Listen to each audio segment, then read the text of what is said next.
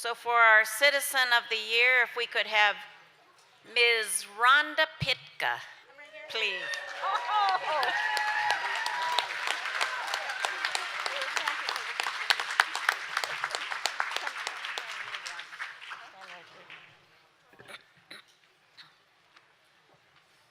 Oh, thank you.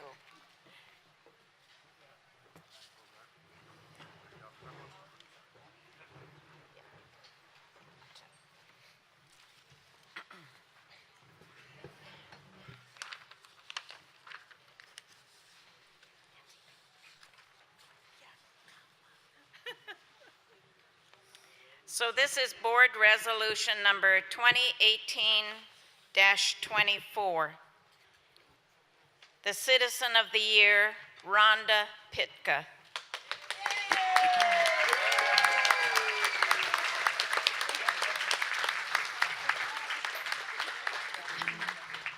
Whereas Rhonda Pitka is the daughter of Ron Yatlin and Antoinette Pitka and the mother of Elena, Rhonda's maternal grandparents are Tony Sam Sr. and the late Emily Sam of Huslia, the late George Frank of Galena, and the late Minnie Yatlin of Huslia. Her maternal grandparents are Elsie Pitka and the late Elman Pitka of Beaver. Her siblings are George, Charlie, and Elizabeth Yatlin. And whereas Rhonda is the first chief of the village of Beaver, where she has served since 2011. She is the former chairwoman of the Council of Athabascan Tribal Governments. Rhonda credits her grandmother, Elsie Pitka, for her dedication. Her grandmother was a teacher aide at the Beaver School for 25 years and instilled a lifelong love of reading and learning in Rhonda's life. And whereas Rhonda, who is Koyukon Athabascan and Inupiat, is a full-time tribal advocate for Alaska Native people and the people of Beaver. She was selected as a panelist to sit with President Barack Obama during his September 2015 visit to Alaska, where she spoke from the heart regarding fish management and the importance of subsistence. And whereas in 2016, Rhonda was honored as a Native American top 40 under 40 from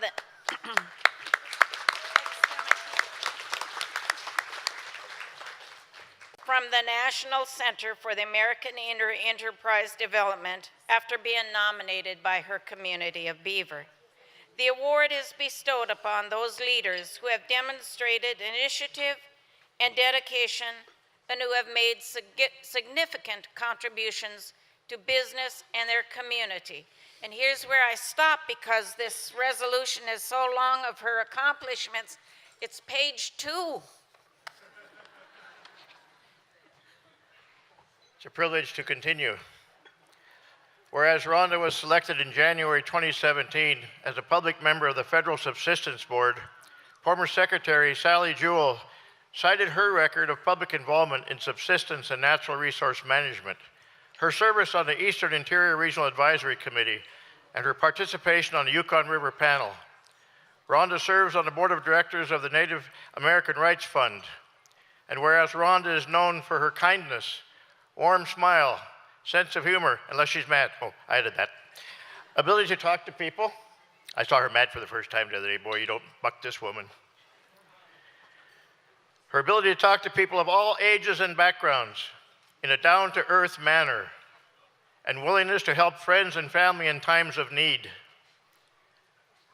She is also a fiercely dedicated to raising her daughter, passing down her love of reading and education, and is a role model to single mothers balancing parenting and their careers. Now therefore be it resolved that the Board of Directors of Doyon Limited, on behalf of the shareholders, you, hereby recognizes Rhonda Pitka as a person who has demonstrated leadership, strong commitment, competence, and sensitivity in the educational and cultural survival of Alaska Natives. The Board of Directors hereby honors Rhonda Pitka as a 2018 Doyon Citizen of the Year, adopted and dated this 24th day of February 2018 at Fairbanks, Alaska. Give her a big round of applause, please.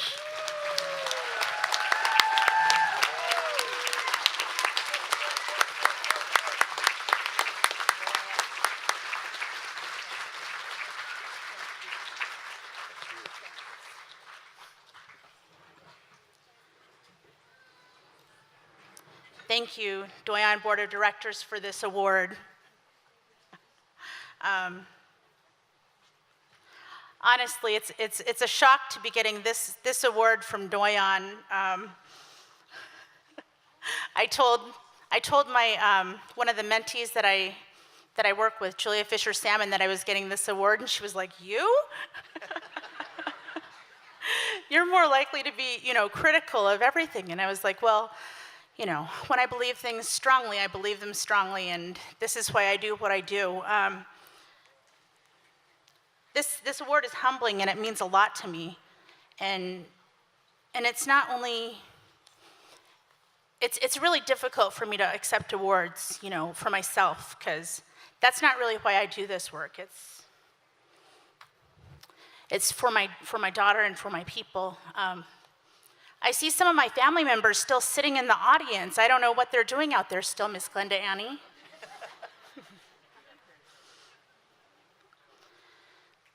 My parents and my family, they make this work possible. I really could not be standing right here if my mom and dad weren't behind me 110%. They watch my child, my dad, he retired this year and has been carting me around all week. It's, they make this possible. My daughter, she sacrifices a lot of time with me. She gets a lot of grandma time, but she sacrifices her mommy time so I can do this. I really appreciate some of my first teachers. My first teachers were Alaska Native. Margaret Ann Fisher,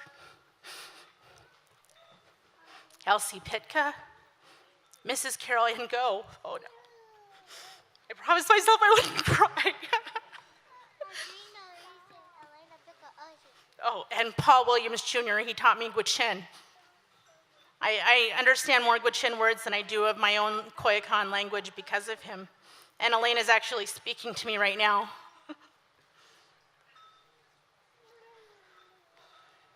Whenever I get one of these awards, and this is going to hang in my tribal office in Beaver, all of my awards go to my office. And if you ever visit there, you can come see some of them. They hang there because it's not for me. It's for my community. Chief Nancy James, when I first started as a chief, she sat all of us down, she said, "You have to act right in public. You have to show respect for your community.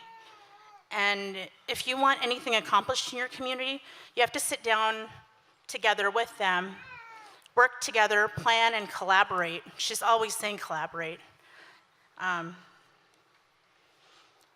So we did that.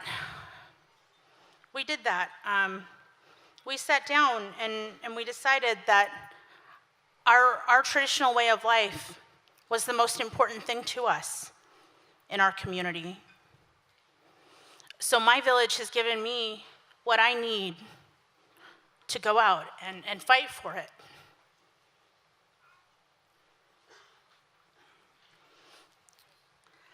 My grandma Elsie couldn't be here today. I haven't seen her. She's gotten very ill. It's really because of her that I'm standing here, and that I think a lot of my family members are standing here too.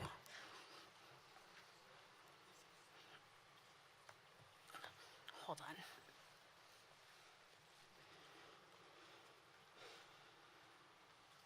She spent most of her summers in fish camp. For most of her life, she worked as a teacher's aide in our school so she could have the summers off, so she could go fishing.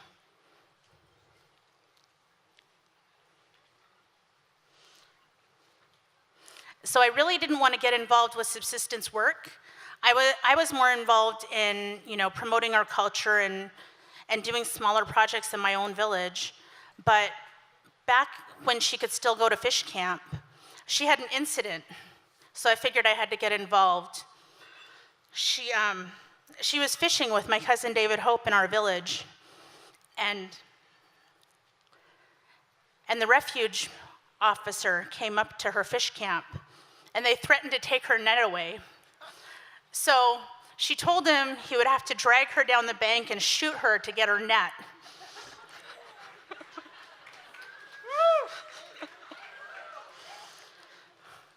This was about the time that subsistence fishing was really declining, and we weren't able to have a lot of fish. And she told me, I'm going to keep fishing. I'm going to keep fishing until they come and arrest me. So she said, you're going to have a free Grandma Elsie fundraiser for me. I was like, okay, we'll make fry bread and sell squares. So I figured that I had to get involved at that point. The process started slow. It took me years to get on my regional advisory council. And it was with Ben Stevens and Carrie Stevens' help that I was able to get on there. The Hunting and Fishing Task Force at Tanana Chiefs Conference, they're really able to do a lot of work, and it's with the support of Tanana Chiefs that they're able to do that work. And, I really applaud them, and I think that we all need to.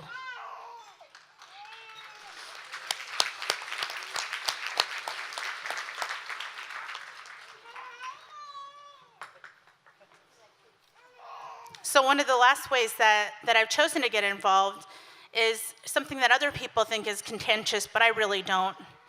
I've become involved with the Stand for Salmon campaign. It's been really important to me personally to protect habitat for salmon. I've done a lot of research, and I've hooked up with some of the experts, and they can get you the information you need to make a decision on your own on what you decide is best. Some of our tribes have also stood up for this, so I really appreciate that work too. One of the last people that I need to thank is the UAF Tribal Management Program and Yvonne Peter.